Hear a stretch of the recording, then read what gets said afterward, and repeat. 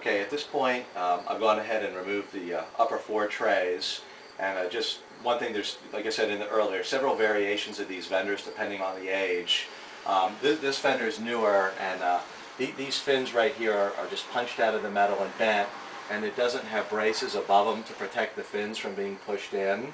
So if your machine does have, you know, it might look a little bit different here. There's going to be another small section just showing what to do in the event that you have an older style vendor. If you do, that there's a 90-degree little piece of metal here that we actually have to drill off. And the reason is when the new trays are put in, the alignment is different than this was originally made, and that piece of metal has to be removed. But on this vendor, it's newer, so it's actually easier. So there will be different styles, slight, you know, as you're watching the video, slight appearance differences. At this point, I've taken everything out to this E-rack, or this E-tray, so I'm going to go ahead and remove this now and just kind of show you how to do it. When you're taking these trays out, just don't rush it. I mean, they fit pretty tightly. You don't want to pull and snap off any pieces of plastic. So I'm going to go ahead and this E-tray, I need to take out the insulating material. I'm going to push out. I mean, here again, I've taped it. My little secret. I'm going to go ahead and push the insulating material through. I can feed this through. Another variation on these cabinets is, this is a nicer design. In some of the cabinets, the bottom tray also goes through where the thermostat goes through. And on this vendor, the capillary tube comes here, so there's probably not enough, and there's also a harness, but you may, in some cases, you know, it may be a little bit more difficult to pull this through. In this case, it's got its own dedicated hole, and it's actually a little bit easier because it's forward. So I'm just gonna, there we go. This came through with the tape.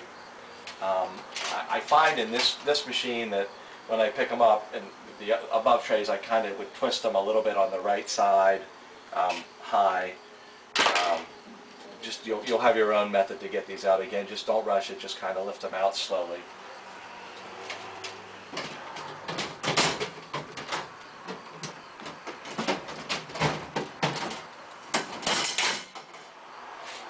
So this is the bottom rack. This rack was not going to be put back into the machine. The lowest, you know, A, B, C, D, E. The E rack is not replaced. So I'm going to go ahead and just kind of set this out of the way of the other 4 that are stacked up. So at this point, I've removed the racks. I'm going to give you just a, you know, removing the original rack system here. There's nothing to it. I'll just do one as a sample quick. In this case, there's actually Phillips screws here, and some machines you're going to find that there are 1/4-inch hex. Some machines that I was doing while making these, I also had the tie straps on the back, and this machine here, I guess when they manufactured it, they elected not to put on the tie straps. Removing these racks, 1, 2, 3, 4, 5, 6 Phillips screws I'm going to remove, and like I like to remove them, keep everything here. So this is, you know, obviously not too technical. Just going to put this in here. It's going to remove all these screws. So at this point, just to save video watching time, I'm going to go ahead and remove all 4 racks, and then in the next segment of the video, I'll come back to you where we're installing the new ones. In this section of our video, I'm going to demonstrate how to install the left-hand side bracket as well as one of the rear brackets. And basically that will be enough information for you to you know, install the rest of them. A couple slotted holes here, and what I'm going to do, I'm going to go ahead and hold this up here. For this particular version of the machine, I'm going to start with the second hole down as the reference point, and that's going to be the first screw that I put in. So I'm just going to kind of hand tighten this. And I kind of get a good idea of the alignment. Then I can let go of this now, and I'll put in. I just like to start and work my way down. So I'm just going to put the screw in slightly. Like, I don't like to fully tighten them because then I can move the. Almost a little. That one did go in all the way.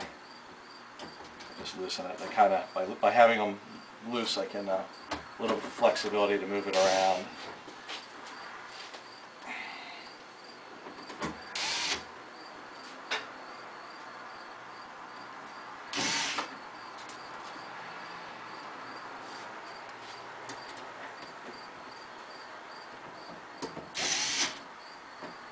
So at this point, I have all the screws in. Now I'm going to go ahead and just fully tighten them.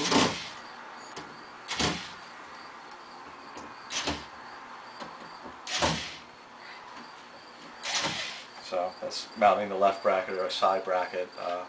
You'll be able to do the other ones on your own. And just, you know, as a reference point, second hold down for this style.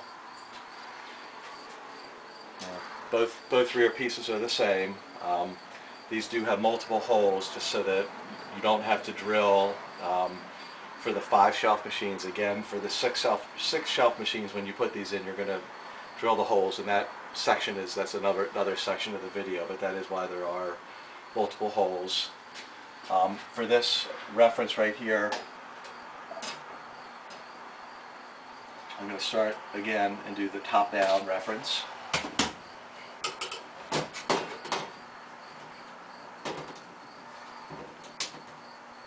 So I kind of have one screw in, hand tightened just to hold it. I have my second screw here. I'll just give it a quick zip. And I just like to work my way down.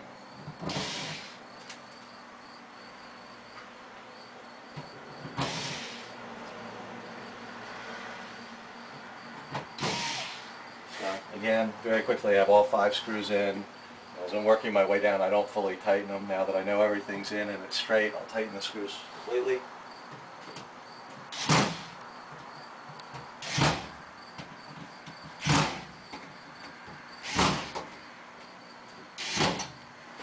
So that's 2 of our 4 brackets, and I'll go do this on my own, and when I come back to you, I'll go over the shelf installation.